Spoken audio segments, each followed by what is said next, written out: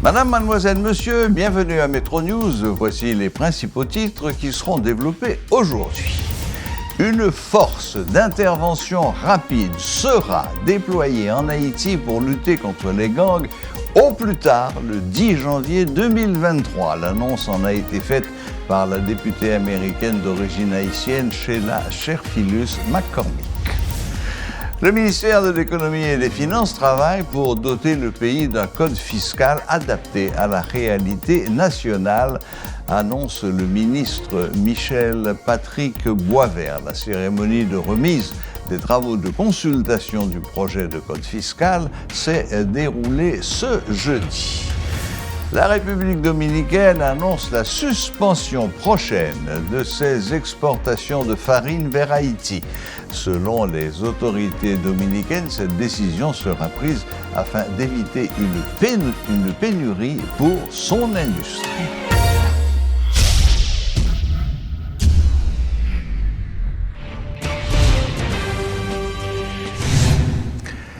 La Congresswoman Sheila Cherfilus McCormick annonce l'intervention d'une force armée multinationale en Haïti au plus tard le 10 janvier 2023. Il s'agira d'une force d'intervention rapide, explique la députée américaine d'origine haïtienne.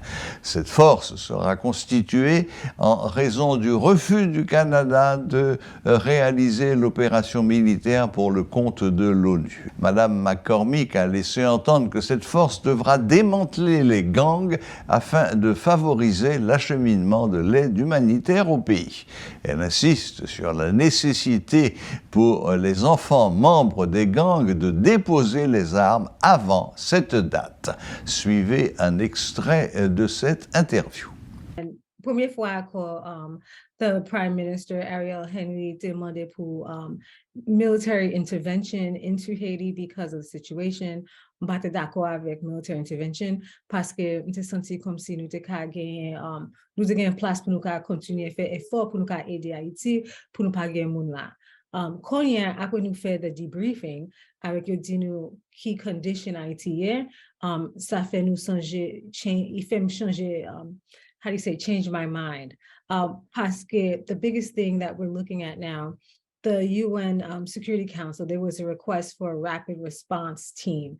Première fois, Ariel Henry demandé, Premier ministre Ariel Henry demandé intervention étrangère, je ne suis pas d'accord.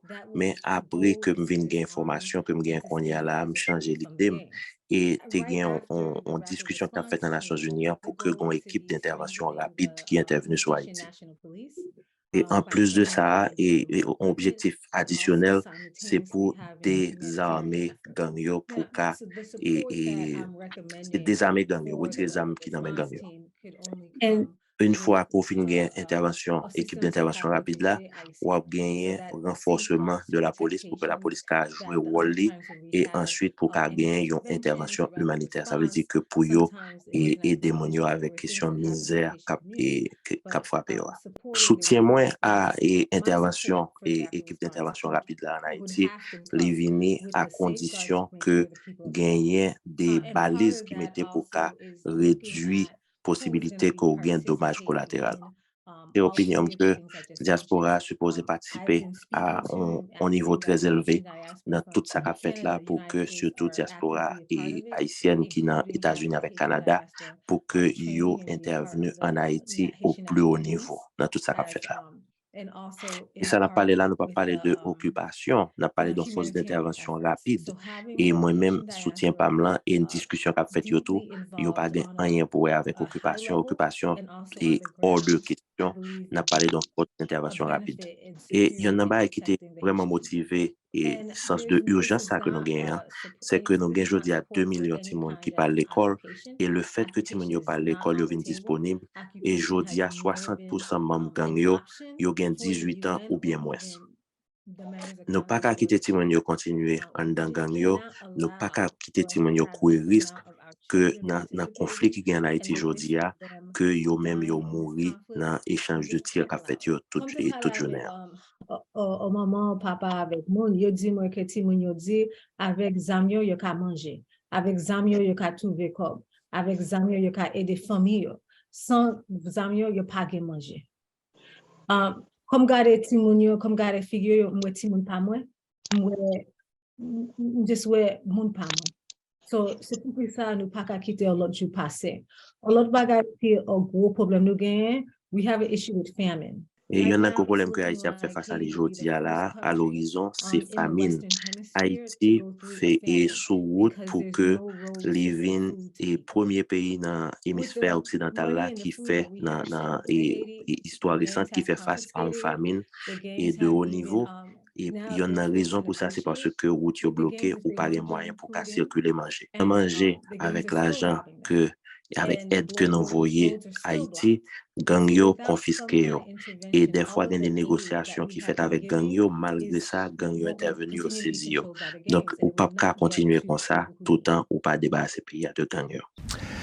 Le pasteur Gérard André affirme qu'il n'a aucune objection en ce qui concerne une intervention militaire en Haïti dans le but de combattre les gangs armés. Selon lui, c'est l'irresponsabilité des dirigeants haïtiens qui est à l'origine de nos malheurs. Moi, je crois que la police nationale est capable d'achever un pile, mais le fait que il a manqué d'équipement, il a besoin de plus d'entraînement, et il y a besoin de plus de matériel pour le travail. Et ensuite, tout, il y a besoin de volonté de monde qui est responsable de la police. Et moi, je crois que nous avons une police qui est vraiment compétente. Mais par contre, il y a besoin de support et position. Donc, si il était capable de supporter la police nationale, et nous croyons que nous, au niveau coulé en Haïti, donc je dirais même c'est la bestialité. Côté moun a mangé moun, moun a tué moun, donc et nous dit que ça c'est péché qui est extrême. Si que les amis yo étaient capables de gagner des forces étrangères et pas dit une occupation qui était capable de supporter la police là pour faire travailler, donc je pense que c'est va porter un soulagement parce que nous pas capables d'accepter dans l'état et population évoluer mon a mourir chaque jour et jeunes filles à violer. Et donc, mon avis, dans une véritable incertitude en Haïti. Donc, j'espère que donc, ça est capable d'apporter un support à la police nationale. Ils ont une intervention capable, je l'ai dit plusieurs bagages, il est capable, ils ont une intervention technique ou tactique. Et donc, ça, donc, nous appuyer dans l'étape et évoluer là. Et si support ça, c'est pour aider la police capable d'être plus efficace. Et comme Madame n'a signalé ça très bien, et il y a des gens qui a voté dans cette débandage.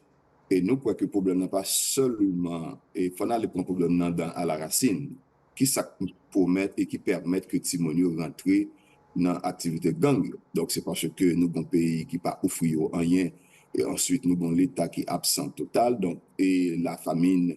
Et tant d'autres. Si nous avons sorti depuis 1986, on sait que qui a supposé fait qui pas fait.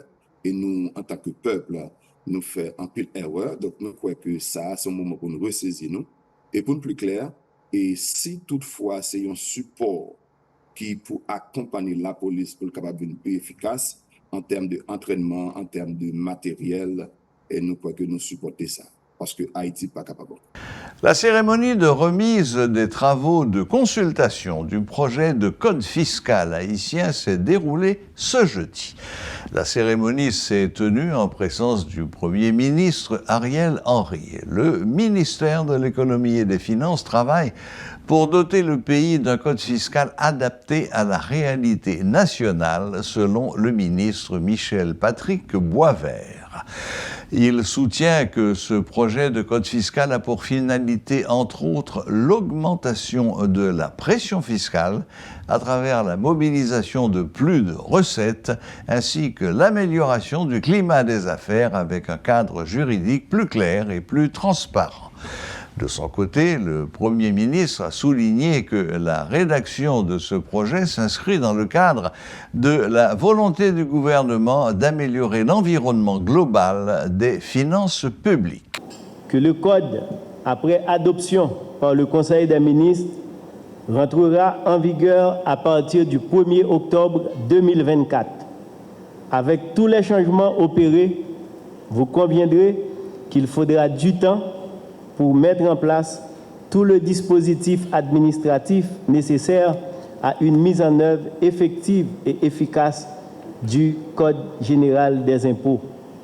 Je prends plaisir à préciser que la finalité du projet Code fiscal n'est pas seulement l'augmentation de la pression fiscale à travers la mobilisation de plus de recettes, mais aussi l'amélioration du climat des affaires avec un cadre juridique qui devient maintenant plus clair et plus transparent. Dans ce code, les droits des contribuables sont grandement renforcés. De même, avec le renforcement des pouvoirs de contrôle de l'administration fiscale, la DGI disposera d'un outil standard et efficace lui permettant de combattre la fraude et l'évasion fiscale qui constituent des fléaux qui nuisent au jeu de la libre concurrence. Toutefois, il est évident que le Code est appelé à évoluer tout naturellement avec le temps pour prendre en compte les nouvelles réalités tant nationales qu'internationales. En ce sens, une réforme du barème de l'impôt sur le revenu des personnes physiques devra être envisagée une fois que des études complémentaires auront été menées pour bien anticiper les impacts sur les revenus de l'État. Ce code n'est qu'un commencement et est appelé à servir de base pour les réformes fiscales à venir. Une fois adopté, le code fiscal passera du champ de la politique fiscale, qui est du ressort du ministère de l'Économie et des Finances, vers le domaine de l'administration fiscale, qui est du ressort de la Direction générale des impôts.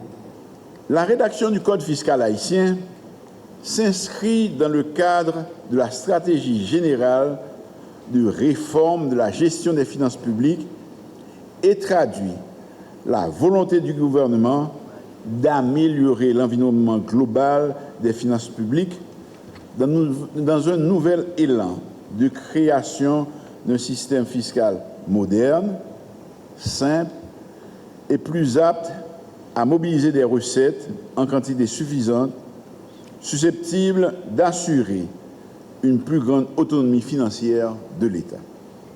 En lien avec l'engagement du secteur privé, le gouvernement renouvelle sa ferme détermination à supporter jusqu'au bout les réformes initiées par le ministère de l'Économie et des Finances en vue d'améliorer la gouvernance fiscale, que ce soit à travers le Code fiscal haïtien, mais aussi à travers le Code et le tarif douanier dont l'adoption est imminente.